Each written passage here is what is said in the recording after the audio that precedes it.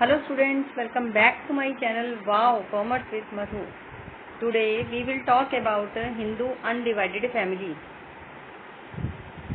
First of all, we will discuss the rates of income tax for assessment year 2019-20. As you know, Hindu undivided family pays tax on slab basis. If the income of Hindu undivided family is up to rupees 2,50,000, then family pays no tax. Now the next is, if the income of Hindu undivided family is rupees 2,50,000 to 5 lakh, then the rate of tax is 5%. If the income of the family is rupees 5 lakh to 10 lakh, then the family pays tax at the rate of 20%. And the income above rupees 10 lakh, rate of tax is 30%. And we also know the family pays surcharge if the income exceeds rupees 50 lakh but up to rupees 1 crore, the rate of surcharge is 10%. And if the income exceeds rupees 1 crore, rate of surcharge is 15%. Surcharge is a charge on tax. Means ये जो surcharge है वो tax पर charge किया जाता है। जो slab rate से आपका टैक्स आएगा, आफ्टर दैट सरचार्ज चार्ज किया जाएगा if the income exceeds rupees 50 lakh. Now the next is, on certain specified incomes tax is charge at special rate. Means कुछ पर्टिकुलर इनकम्स ऐसी होती हैं जिन पर स्पेशल रेट से टैक्स चार्ज किया जाता है। These incomes are, first of all, long-term capital gain. On long-term capital gain, family pays tax at the rate of 20%. Second, winning from lotteries, crossword puzzles, card games, horse race. In income से जो casual incomes होती हैं, जो tax charge किया जाता है, that is at the rate of 30%. On short-term capital gain specified in section 111A, rate of tax is 15%. And from long-term capital gain from unlisted shares with indexing the cost of acquisition, and this is for residents only, at the rate of 30%. Means जो unlisted shares होते हैं उनसे जो होने वाला long term capital gain होता है, उसकी इंडेक्सिंग के साथ हम लॉन्ग टर्म कैपिटल गेन निकालते हैं। आफ्टर दैट टैक्स जो चार्ज होता है that is at the rate of 20%, and this is for residents only. Now the next is long term capital gains from unlisted shares without indexing the cost of acquisition. This is also for non residents only. This is at the rate of 10%.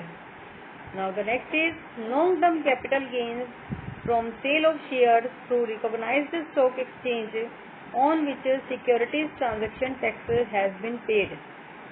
In that case, rate of tax is 10%, but this amount is exempt up to rupees 1 lakh, and balance amount is taxable at the rate of 10%. Now the next is health and education cess.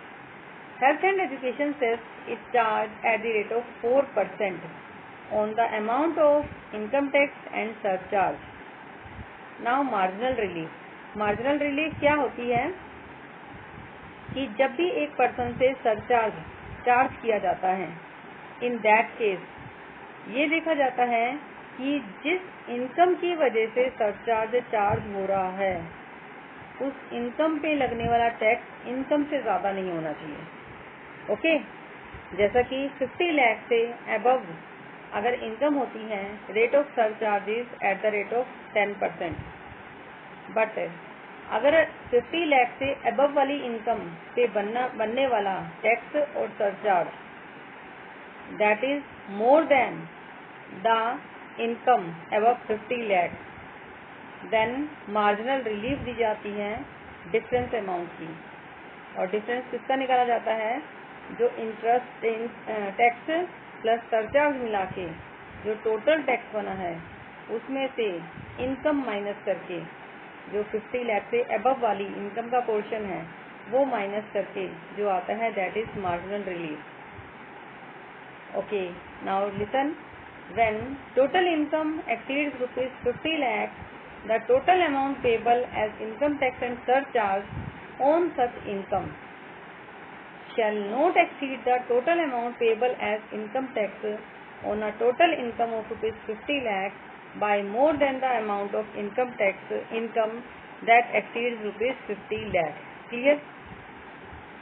Now the next is, where the total income exceeds rupees 1 crore, the total amount payable as income tax and surcharge on such income shall not exceed the total amount payable as income tax on a total income of rupees 1 crore by more than the amount of income that exceeds 1 crore. Okay, तो similarly 1 crore के case में होता है 1 करोड़ से ऊपर आपकी जितनी भी इनकम होती है उस पे लगने वाला टैक्स और सरचार्ज उस इनकम से ज्यादा नहीं हो सकता. In that case marginal relief दी जाती है. Now most important questions from the chapter Hindu undivided family. First of all, full form of HUF. HUF means Hindu Undivided Family. Now the next is, write some important features of HUF. First of all, ancestral property means एक parental property का होना जरूरी है, तभी वो family Hindu undivided family कहलाती है. Hindu undivided family की तरह असेसमेंट करवाने के लिए there must be ancestral property. Now the next is at least 2 members. Family में कम से कम 2 मेंबर्स होने चाहिए, और जो मैक्सिमम लिमिट है उसकी कोई भी मैक्सिमम की कोई लिमिट नहीं है, मैक्सिमम नंबर ऑफ मेंबर्स की, बट कम से कम 2 मेंबर्स का होना जरूरी है. Now minimum taxable limit is rupees 2,50,000, जैसा कि अभी हमने स्लैब्स में पढ़ा है tax rate. Now the next is separate independent unit in its own name. जो हिंदू अनडिवाइडेड फैमिली होती है that is a separate independent unit in its own name, अपने नाम से टैक्स पे करती है. Now the next is, what is the basis of assessment as HUF. HUF की तरह असेसमेंट होने के लिए क्या बेसिस होते हैं? First of all, there must be an ancestral property in common. Ancestral property का होना जरूरी है. There must be at least 2 members, कम से कम 2 मेंबर्स का होना जरूरी है. Now the next is, how many types of residential status an HUF have. HUF के कितने टाइप के रेजिडेंशियल स्टेटस होते हैं? HUF can be ordinarily resident, not ordinarily resident and non resident. 3 type के रेजिडेंशियल स्टेटस होते हैं, ordinarily resident, not ordinarily resident and non resident. Now the next is 2 schools of Hindu law. Hindu law के according 2 schools, जो हम Hindu undivided family के बारे में 2 schools की बात करते हैं. What are the 2 schools of Hindu law? First of all Mitakshara, second is Dayabhaga. Does HUF arise from contract like partnership firm? कि HUF का जन्म पार्टनरशिप फर्म की तरह एक कॉन्ट्रैक्ट से होता है? मीन्स HUF जैसे कि पार्टनरशिप फर्म जब हम फॉर्म करते हैं, इन दैट केस हम पार्टनरशिप फर्म के जो पार्टनर्स होते हैं उनके बीच में कॉन्ट्रैक्ट साइन होता है और पार्टनरशिप डीड बनाई जाती है. तो सिमिलरली क्या हमारी हिंदू अनडिवाइडेड फैमिली भी लाइक पार्टनरशिप फर्म कॉन्ट्रैक्ट से अराइज होती है? No, it arises from status. Now the next is, who is a co partner. Co partner कौन होते हैं? First of all, sons, grandsons and great grandsons of the holders of the property of HUF are known as co-partners. Now the next is, what is ancestral property? Ancestral property किसे कहते हैं? Property which a man inherits from any of his 3 immediate male ancestors like father, grandfather and great grandfather. जो हमारी 3 immediate mail ancestors होते हैं, father, great grandfather and great grandfather से जो हमें प्रॉपर्टी रिसीव होती है, that is known as ancestral property. Now the next is, who is a co partner. Co partner किसे कहा जाता है? The person who acquire by birth an interest in joint family property.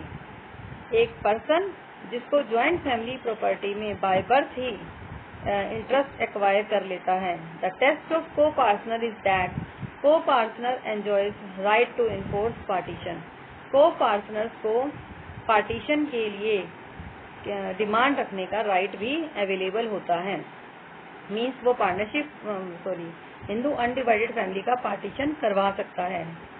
Now the next is does HUF include the wives and daughters also. Hindu undivided family में wives और daughters को भी include किया जाता है। यस, वाइव्स भी include होती हैं and daughters, but only unmarried daughters are included in Hindu undivided family. All persons lineally descended from a common ancestor and include their wives and unmarried daughters also. Now the next is, what are the schools of law under Hindu undivided family? जो अभी हमने पढ़ा है 2 names Mitakshara and Dayabhaga, इनको हम थोड़ा सा और डिटेल में पढ़ेंगे। Mitakshara, what do you mean by Mitakshara? Applies to whole of India except the state of West Bengal, Assam and some parts of Odisha. Means ये जो आपका मिताक्षरा है that is applicable in whole of India, but in 3 states में applicable नहीं है, West Bengal, Assam and some parts of Odisha. Each son according to Mitakshara, Mitakshara में क्या होता है? Each son by birth acquires an equal interest with his father in the ancestral property. Means father के साथ उसका भी पूरा राइट हो जाता है एंसेस्ट्रल प्रॉपर्टी में। जो उसकी पेरेंटल प्रॉपर्टी होती है उसमें बेटे को बाय बर्थ राइट मिल जाता है with his father. Now the next is Dayabhaga. Dayabhaga, what do mean by Dayabhaga? Previous only in West Bengal and Assam. West Bengal और आसाम में ये एग्जिस्टेंस में है दायभाग। अकॉर्डिंग टू दिस, जो सन है उसे एंसेस्ट्रल प्रॉपर्टी में जब राइट मिलता है that is only after the death of his father. Means father की डेथ के बाद ही मिलता है। Now the next is incomes which are not treated as family income. किन इनकम्स को हम फैमिली इनकम नहीं मानते? First of all, personal earnings of the members की पर्सनल अर्निंग्स को हम फैमिली इनकम नहीं मानते। Now the next is members की पर्सनल अर्निंग का मतलब क्या है कि अगर फैमिली का कोई मेंबर कहीं पे जॉब करता है, वहाँ से उसे सैलरी मिलती है, अपना टाइम डिवोट करता है, एफर्ट्स लगाता है और अपनी क्वालिफिकेशंस की वजह से वो उस कंपनी में जॉब करता है, that is his personal earning. Now the next is income from self acquired property of members. Next is कि अगर किसी पर्सन ने अपनी इनकम से कोई प्रॉपर्टी एक्वायर की है, मीन्स मान लो कोई मकान खरीदा है, उससे जो रेंट मिलता है that is is personal income, वो फैमिली की इनकम नहीं मानी जाएगी, एज उस पर्सन ने खुद अपनी इनकम से यह मकान बनाया था। Now the next is income from impartible estate. Impartible estate से होने वाली income. Now what is impartible estate? We will discuss in the next question. Now impartible estate से होने वाली इनकम भी पर्सन की पर्सनल इनकम ही मानी जाती है, वो फैमिली इनकम में इंक्लूड नहीं होती। Now these 3 incomes are not family income. Now the next is what is impartible estate? What is impartible estate? अब इम्पार्टिबल एस्टेट क्या होता है? Property which can not be divided among the members of the family, for example land, building, securities और any other source of income. कि ऐसी property जिसे हम divide नहीं कर सकते, लैंड को डिवाइड नहीं कर सकते, बिल्डिंग को नहीं कर सकते, सिक्योरिटीज को नहीं कर सकते, या any other source of income जिसको हम डिवाइड नहीं कर सकते, that is known as impartible estate. Now impartible estate पे टैक्स कौन पे करेगा? Who is liable to pay tax on the income from impartible estate? Impartible estate divide तो हो नहीं सकती मेंबर्स में। नाउ इम्पार्टिबल एस्टेट पे टैक्स कौन पे करेगा? Holder of the estate is liable to pay tax as an individual, means उसके individual category में वो टैक्स पे करेगा। इम्पार्टिबल एस्टेट से होने वाली इनकम को HUF की इनकम नहीं ट्रीट किया जाता, उस इंडिविजुअल की अपनी इनकम ट्रीट की जाती है और वो वही उस पे टैक्स पे करेगा। Now the next is share of income from HUF taxable in the hands of members. अब देखिए, जैसे Hindu undivided family income earn करती है, आफ्टर दैट सारे एक्सपेंसेस हो जाते हैं, आफ्टर इनकम टैक्स पे हो जाता है, जो इनकम बचती है, जो प्रॉफिट बचता है, that is divided among the members of the family. Now उसको मेंबर्स ऑफ द फैमिली में डिवाइड कर दिया जाता है, तो क्या मेंबर्स उस शेयर पे टैक्स पे करेंगे? No, never, as it is after tax. Their share has come to them after paying tax by Hindu undivided family. That's why members do not pay any tax on their share. Now the next is who can demand for partition in HUF? HUF में partition के लिए कौन demand कर सकता है? Only co partners. को partners कौन होते हैं? Sons, grandson and great grandson. तो ये जो होते हैं यही को हिंदू अनडिवाइडेड फैमिली के पार्टीशन की डिमांड कर सकते हैं। Now what are the two types of members of Hindu undivided family? Hindu undivided family के मेंबर्स कितने टाइप्स के होते हैं? That is of two types. First of all those members who are entitled to maintenance only, जो maintenance का right रखते हैं। For example female members of the family. Now second type of members are those who are entitled to demand their share on the partition of the family, जो family के partition के बाद अपने share की demand कर सकते हैं। That are sons, great grandsons and great grandsons of the family. Means two types of members होते हैं, मेंटेनेंस का राइट रखने वाले और डिमांड फॉर पार्टीशन का राइट रखने वाले। Now the next is what is stridhan? What do mean by stridhan?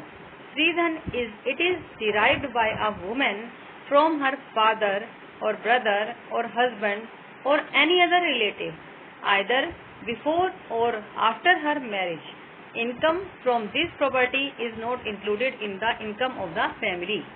Stridhan means कि एक वुमेन को अपने फादर, ब्रदर या हस्बैंड या किसी और रिलेटिव से मैरिज से पहले या मैरिज के बाद जो भी अमाउंट या जो भी प्रॉपर्टी रिसीव होती है that is known as stridhan.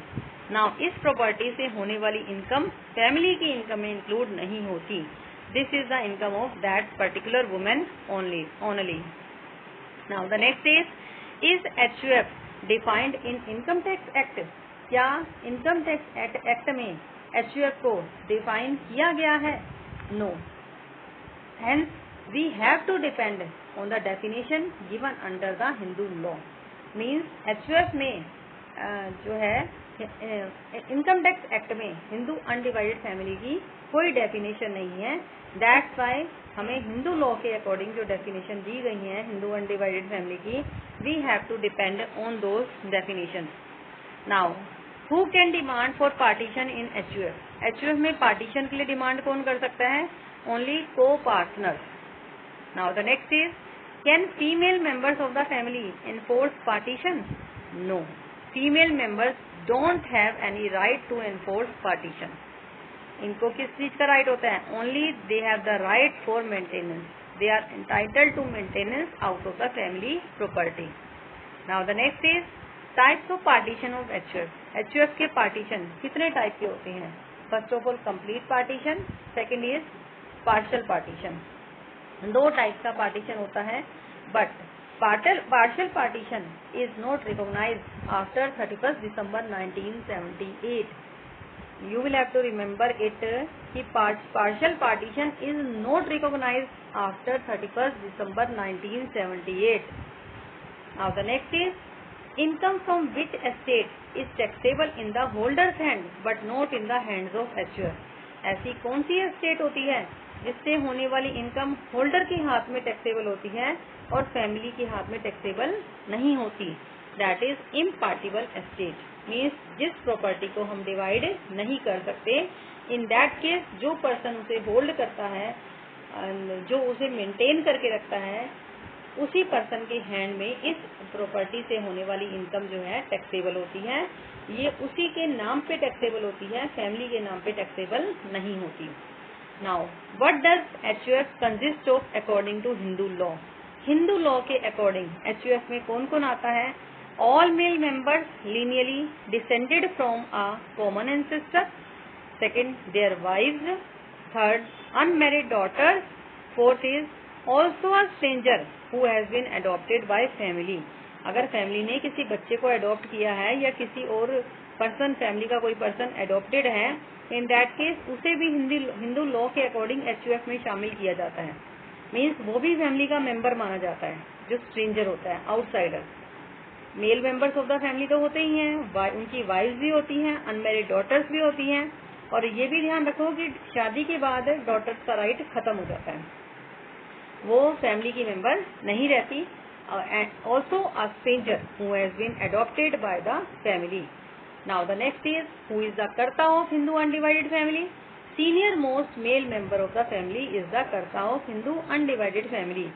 Can a junior male member become karta of the family?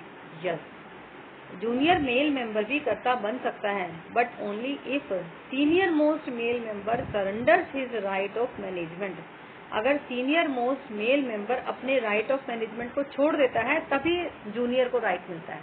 Okay, junior male member कभी फैमिली का कर्ता नहीं बन सकता जब तक सीनियर मोस्ट मेल मेंबर अपने राइट को छोड़े ना। Now the next is can senior most female member be regarded as karta of the family. क्या हम सीनियर मोस्ट फीमेल मेंबर को भी कर्ता ऑफ द फैमिली बोल सकते हैं? This is possible in the following two condition. दो कंडीशन में ये पॉसिबल है। If there is no male member in the family, या तो मेल मेंबर है नहीं, या male member is not competent to contract, male member contract करने के काबिल नहीं है। Only these are the two conditions when female member जो है फैमिली की कर्ता बन जाती हैं। Now the next is what happens on the death of sole male member. जो सोल मेल मेंबर, अगर फैमिली में एक ही मेल मेंबर होता है, उसकी भी डेथ हो जाती है तो फैमिली का क्या होता है? Even after death, so long as the property which was originally of Hindu undivided family remains in the hands of widow and is not divided among them, the joint family continues. Means single male member की death के बाद अगर family की जो window है उसके हाथ में प्रॉपर्टी आ जाती है, और जब तक वो चाहे फैमिली को कंटिन्यू रख सकती है, जब तक ये प्रॉपर्टी डिवाइड नहीं होगी तो ज्वाइंट हिंदू फैमिली कंटिन्यू रहती है।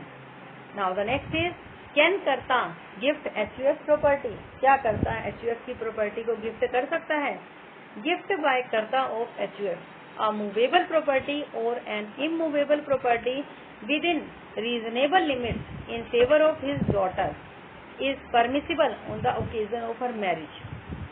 मीन्स कर्ता के द्वारा एचयूएफ की प्रॉपर्टी चाहे वो मूवेबल हो या इमूवेबल हो, but within reasonable limits ही वो जो है दे सकता है, गिफ्ट कर सकता है, but only to the daughters at the time of their marriage. Now the next is how do determine the residential status of Hindu undivided family.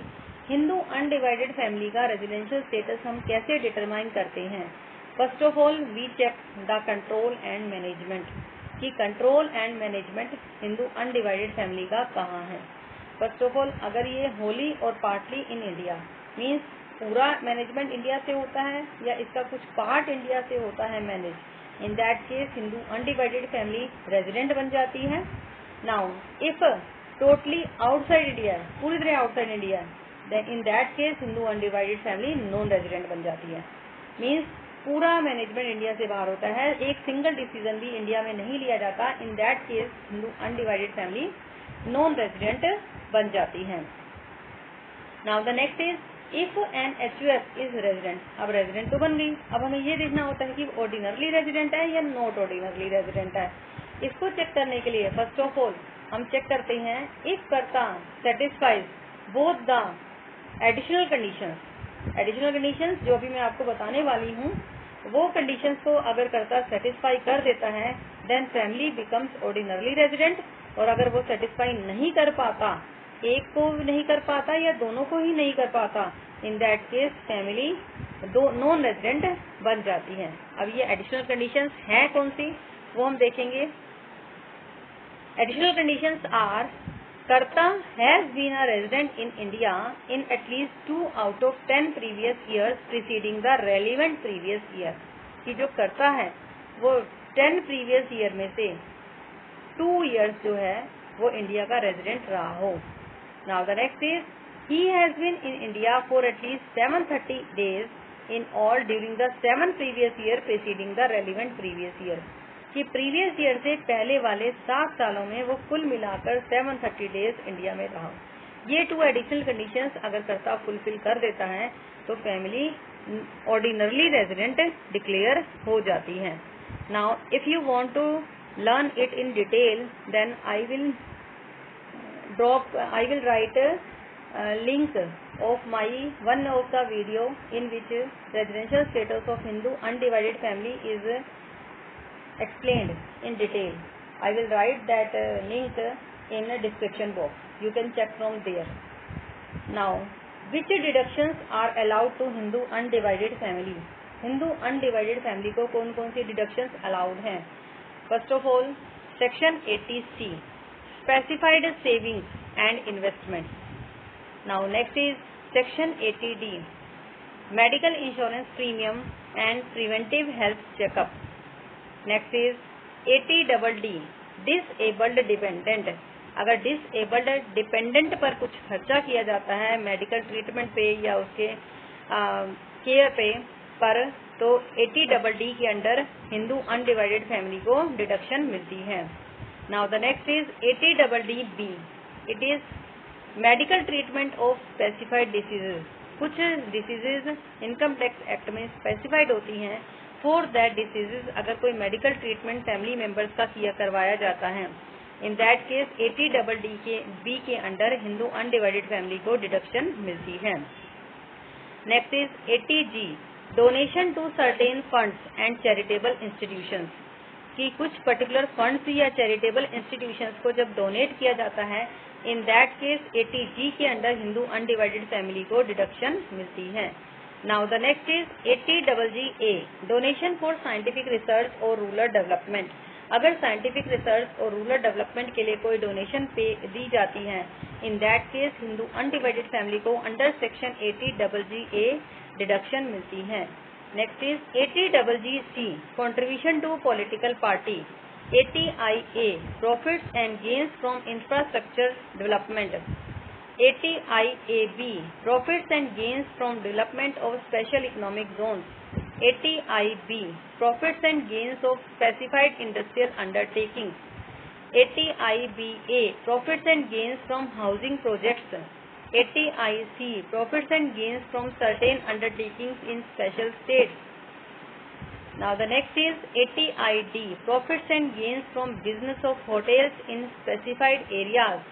80IE, profits and gains of certain undertakings in north-eastern states.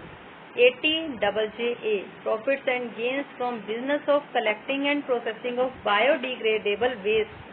Now 80JAA, employment of new workers. 80TTA, interest on deposits in saving account. Now you will have to learn all these deductions जो Hindu undivided family को allowed है। Now it's all about Hindu undivided family in brief. Okay, now you can go through this to solve some multiple choice questions which you can expect in your exams. Now, okay, bye. Thank you. Have a nice day. Like, share and subscribe my channel.